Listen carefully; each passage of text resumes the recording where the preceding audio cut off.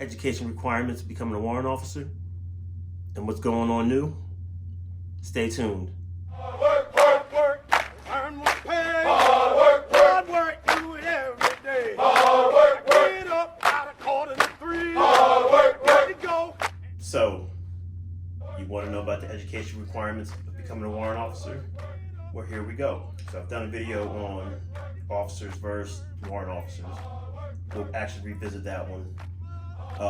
I gave you the criteria to become a warrant officer, but let me tell you what's coming down the pipe or what's expected now. So historically, with warrant officers, we didn't have to have a college education to become a warrant officer.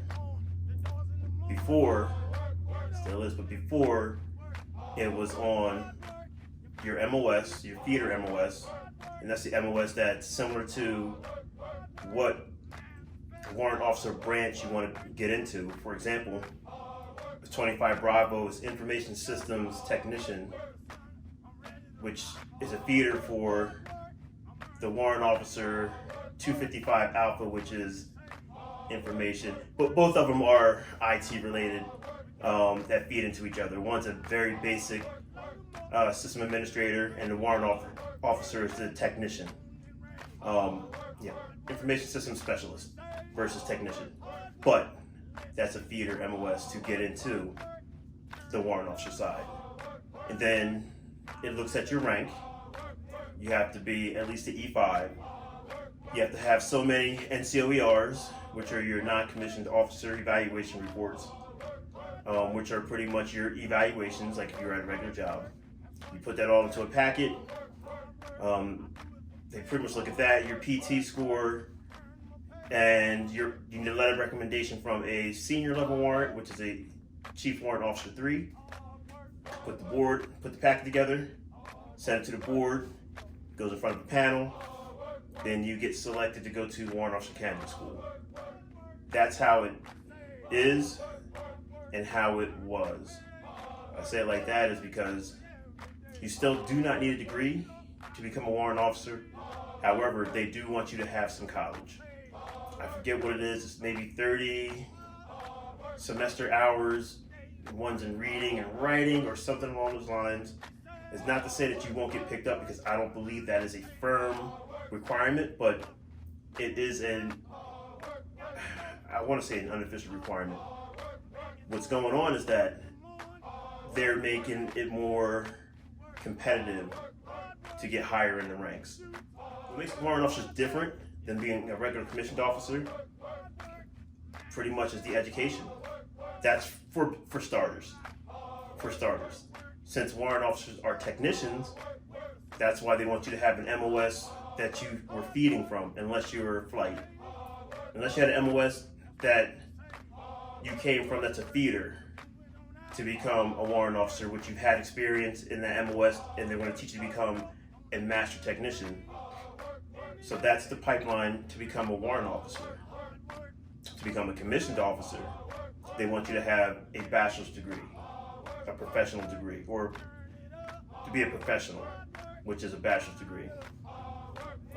To move up in the warrant officer ranks, you need to have, just like everything else, you need to have your evaluations and your schools.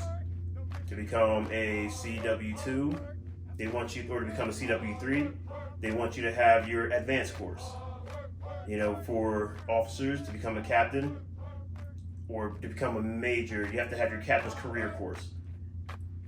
But for the warrant officer, now what they're doing is that they're trying to slide education in there to make it more competitive.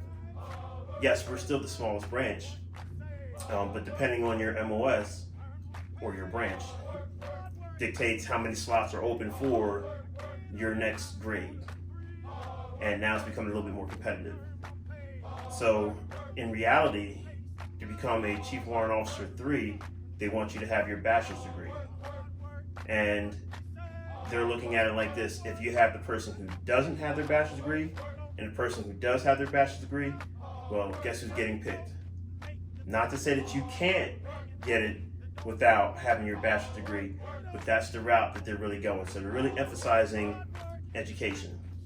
Whereas on the O grade side, just to start out, you have to have your bachelor's degree or 90 credits before you become however that works. You have to have your bachelor's degree. Even on the O grade side, they recommend that you have your master's degree to become a lieutenant colonel. They recommend that, so that's what they're doing here on the Warrant side.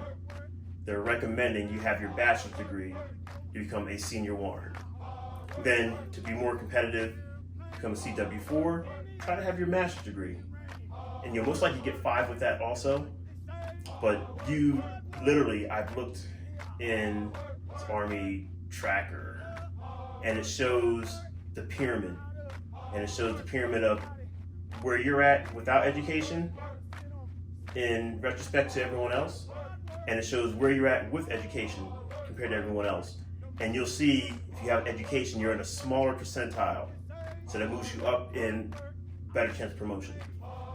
So, nevertheless, and all in all, it is in your best interest to work on your secondary education anyway. It can only help you, not hurt you. But where it's going now is that it's going to moving up in rank. But I hope this helps you out. Let me know if you need any more information or whatever else you want to talk about. Let me know. I'm trying to look for things to really give you guys information on. Comment, like, subscribe, and have a good day.